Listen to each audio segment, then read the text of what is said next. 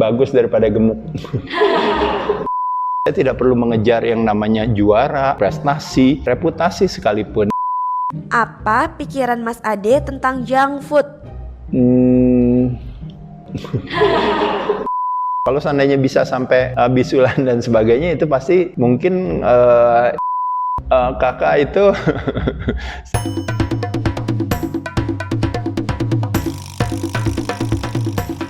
Saya Ade Rai, selamat datang di Apa Pikiran Kamu yang menjawab apa pikiran rakyat. Halo, perkenalkan saya Yoel Tristan sebagai co-founder dari Fitfuel. Mas Ade, saya ingin bertanya sih, pandangan Mas Ade untuk industri makanan sehat ke depannya bagaimana sih? Apakah akan terus naik atau bakal turun, Mas Ade? Terima kasih. Halo Yoel, terima kasih pertanyaannya. Jadi kalau kita berbicara bagaimana dengan industri kalau makanan sehat ya Yoel ya. Jadi memang semuanya pasti akan seiring dengan kesadaran dan juga tentunya kecerdasan masyarakat akan pola hidup sehat itu sendiri. Urgensi itu hadir ketika terjadi musim infeksi, akhirnya semua orang tersadar untuk oh iya ya benar saya harus punya pola hidup yang sehat. Keinginan untuk mau berolahraga, mau mengkonsumsikan terutama ya kita berbicara makanan sehat gitu ya. Pay attention terhadap diet and nutrition itu semakin tinggi. Jadi saya sangat optimis dan setuju sekali, mudah-mudahan Yoel juga kegiatan usahanya juga akan semakin lebih maju lagi. Jadi kalau ada istilah kita harus selalu punya mentalitas is the world of abundance. Abundance come from abundance yet abundance remain. Artinya apa? Artinya kalau kita ada di lautan yang penuh berkah ya, jadi semakin banyak nanti industrinya semakin besar, semakin banyak orang yang bermain di sana, tapi yang terjadi uniknya kita justru semua akan mendapatkan kebermanfaatan atau nanti kita tetap bisa hidup di industri ini dengan layak Yoel. Saya ucapkan selamat ya. Nama saya Alid Ramadan. Mas Ade, saya mau nanya sesuatu. Katanya kalau sering fitness tuh memperlambat masa pertumbuhan ya, seperti susah tinggi badan dan lainnya. Apakah benar? Halo Halid, terima kasih pertanyaannya. Jadi sekali lagi sebenarnya hanya lebih kepada kesalahpahaman tuh Halid. Kalau seandainya beranggapan adalah bahwa oh kalau fitness karena ada nuansa angkat-angkat ya, berarti ada beban. Berarti kalau ngangkat beban seolah-olah berarti terjadi penghambatan proses pertumbuhan. Jadi sebenarnya nggak seperti itu. Pada dasarnya sebenarnya latihan beban tujuannya adalah melatih pengencangan otot rangka kita. Semakin kita rajin olahraga justru kita akan merangsang proses pertumbuhan itu sendiri. Jadi kalau seandainya terjadi ada asosiasi yang melemahkan hati dengan mengatakan orang yang ngangkat beban gitu ya, atau yang fitness gitu ya, itu pendek, itu lebih kepada karena mungkin kalau mirip dengan konsepnya misalnya contohnya ya, kita sering melihat olahraga bola voli atau basket dihuni oleh orang tinggi. Olahraga angkat besi, angkat berat dihuni orang pendek. Kenapa hal itu terjadi? Bukan karena angkat besinya membuat orang pendek atau bola basketnya membuat orang tinggi, tapi memang kebetulan orang tinggi akan lebih diuntungkan dengan alamnya permainan basket karena jarak rasio antara badan dan ringnya atau netnya menjadi lebih dekat sehingga dia jadi bisa punya performa lebih baik. Kebalikannya juga sama dengan latihan beban sendiri. Kalau angkat besi dengan kita punya badan yang lebih pendek, maka range of motion, jarak tempuh gerakan itu menjadi lebih sedikit sehingga memungkinkan, makanya kenapa orang pendek akan menghuni olahraga angkat besi atau angkat berat, bukan berarti mengangkat beban menjadi lebih pendek, kurang lebih itu ya. Jadi pada dasarnya justru olahraga malah akan merangsang pertumbuhan kita, termasuk juga tentunya adalah faktor nutrisi apa yang kita konsumsikan. Halo, saya Fajri. Mas Ade boleh ceritain nggak pengalaman hidup Mas Ade sampai bisa di titik sekarang?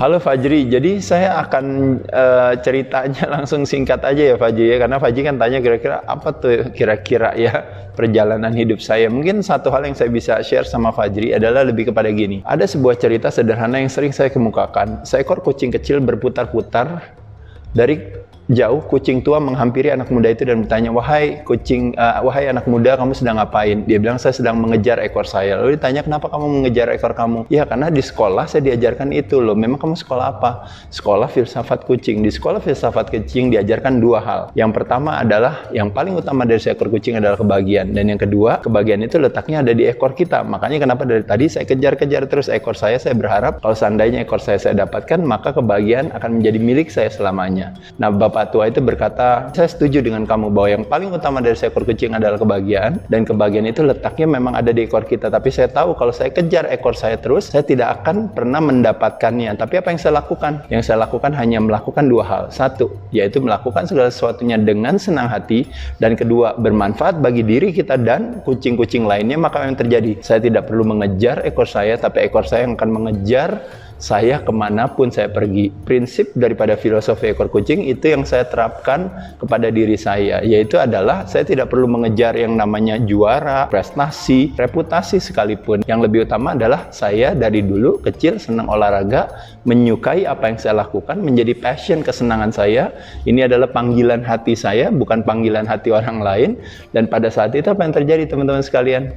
Yang terjadi ternyata akhirnya juara, prestasi, kesuksesan, keberhasilan, opportunity akhirnya mengikuti saya kemanapun saya pergi. Jadi buat teman-teman sekalian, mungkin itu lebih kepada hikmah yang bisa saya bagikan kepada teman-teman sekalian ya.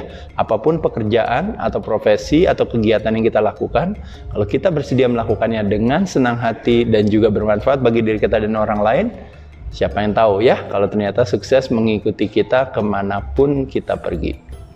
Halo, nama gue Rio Kristo, gue mahasiswa Unpar semester 4. Gue ada pertanyaan nih buat Ade Rai. Kalau sehari makan berapa butir telur ya mas? Hai Rio tanya saya sehari makan berapa butir telur. Sebenarnya saya balikin dulu ya Rio ya. Jadi alasan kenapa saya makan telur adalah karena telur adalah sumber protein yang alami yang bisa saya dapat. Jadi rasionya 1:1 tuh. Jadi bisa saya dapatkan dari putih telur, bisa saya dapatkan dari kuning telur. Rasionya bisa, kalau seandainya saya makan 5 putih telur, saya bisa juga makan 5 kuning telur. Kalau seandainya saya makan 10 putih telur, mungkin saya tetap makan 5 kuning telur, rasionya jadi 2:1 gitu. Jadi kalau nanti kadang-kadang saya makan bisa 2 kali atau 3 kali tergantung gitu ya. Tapi rata-rata sih kalau normal saya average paling 2 kali sih Rio. Jadi di makan pagi, first meal sama last meal saya biasanya saya masukin telur dengan rasio biasanya 2:3. 2:1. Jadi kurang lebih sekitar 20 telur lah. Dengan rasio 2:1 berarti 5 kuning telur di pagi, 5 kuning telur di malam. Kurang lebih itu Rio. Makasih. Halo Mas Ade Rai, nama saya Amar. Saya ingin bertanya apakah Mas Ade Rai memakai aplikasi fitness, dan jika ada, boleh nggak di-share apa aplikasi fitnessnya? Halo Amar, terima kasih ya. Satu hal mungkin sebenarnya bukan saya pakai aplikasinya apa, karena nanti apa yang saya pakai juga belum tentu juga mungkin bisa cocok dengan orang lain. Makanya kenapa dalam pendekatan fitness itu sendiri tidak pernah ada yang disebut namanya one size fits all. It's always precision and personalized. Jadi individualized. Jadi saya bisa pakai aplikasi tertentu, tapi mungkin Amar dan kawan-kawan mungkin lebih cocok dengan aplikasi yang lain. Jadi mungkin saya rasa satu kelebihan dari hari ini adalah karena adanya teknologi memungkinkan kita untuk akhirnya bisa lebih mudah untuk terinformasi, teredukasi, atau juga mungkin ya itu tadi ya. Jadi artinya kita ada satu tools atau alat yang bisa membantu kita untuk memotivasi kita untuk bisa punya pola perilaku. Dalam hal ini adalah mungkin bisa pola gerak, dalam hal ini pola gerak makan, mungkin pola gerak badan gitu ya, bahkan juga mindset juga ya. Jadi saya rasa bagus. Silahkan Amar dan kawan-kawan boleh apapun juga yang dirasakan cocok bagi teman-teman sekalian.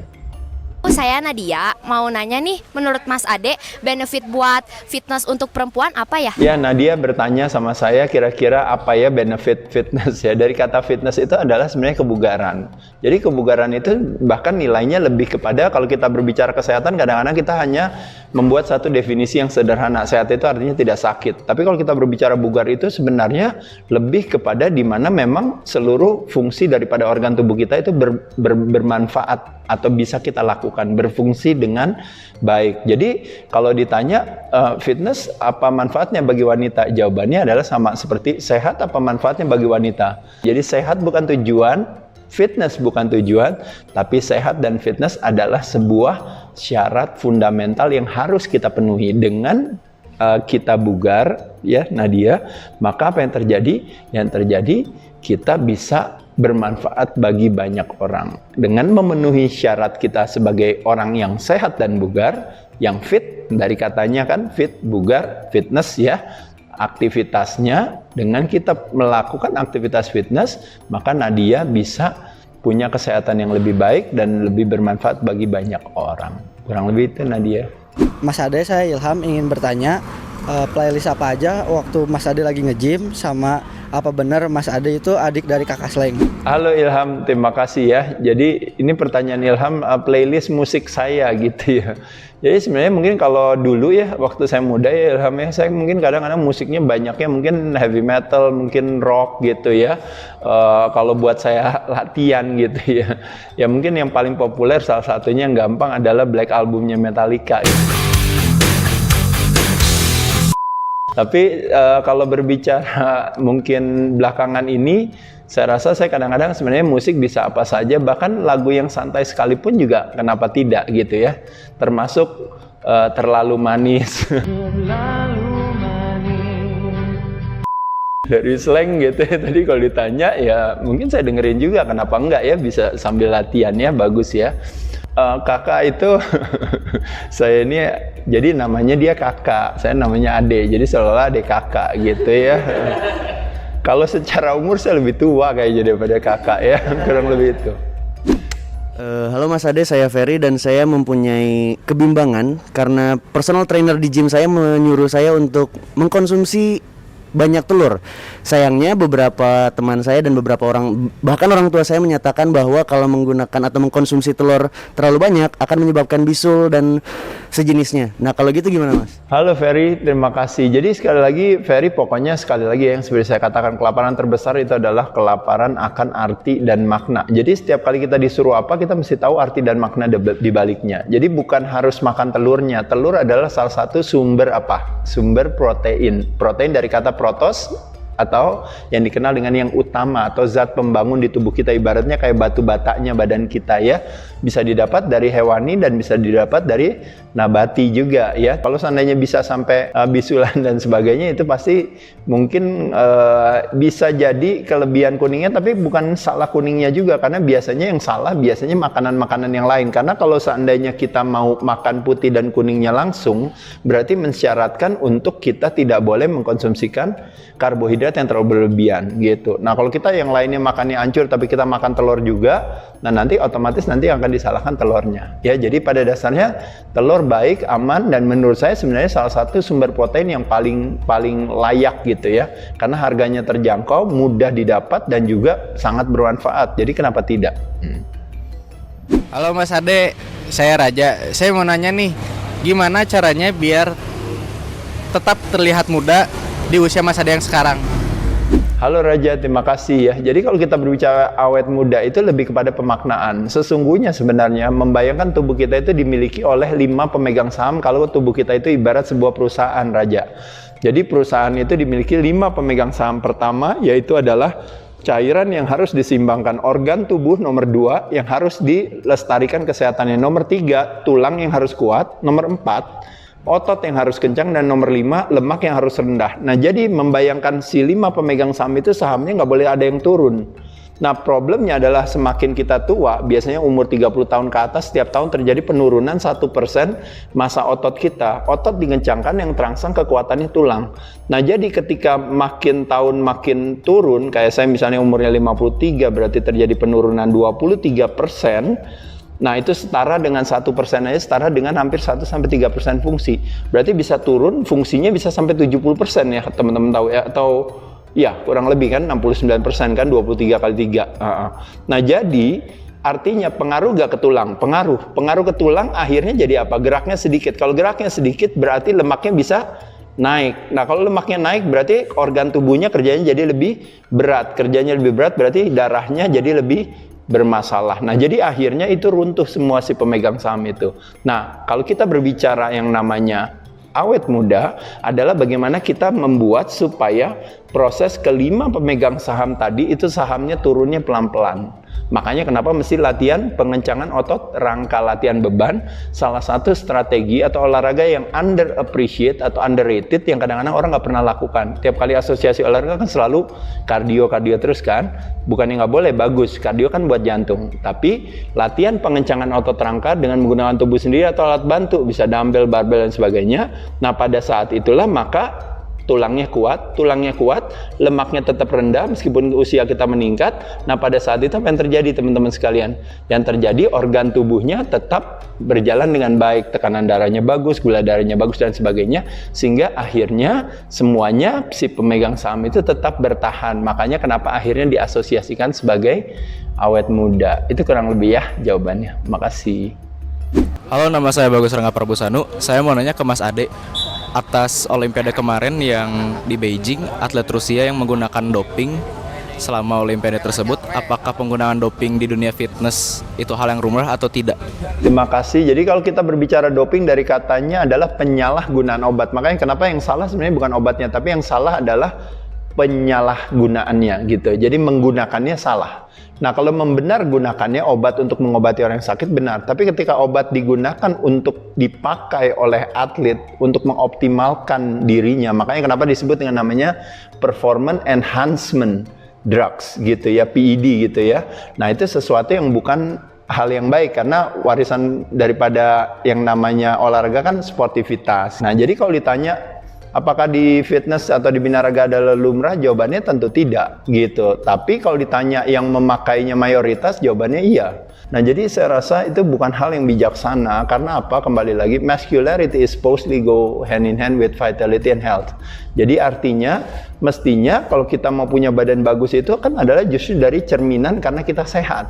Menyalahgunakan obat bukan hal yang bijaksana. Satu, curang dalam hal cheating, dalam hal kalau kita berbicara performance dalam sebuah kompetisi. Dan yang kedua, yang paling bahaya dari semua adalah kita harus hidup dengan dampak samping penggunaan penyalahgunaan obat-obatan tersebut. Nah, itu yang nanti kita harus tanggung di kemudian hari, bukan hal yang bijaksana. Jadi kalau bagi saya tidak akan pernah melihat ini sebagai sesuatu yang lumrah. Menurut saya ini sesuatu yang harus kita luruskan kembali ya. Say no to drugs ya, stay natural, dan menjunjung tinggi sportivitas itu yang paling utama menurut saya kalau dalam hal olahraga.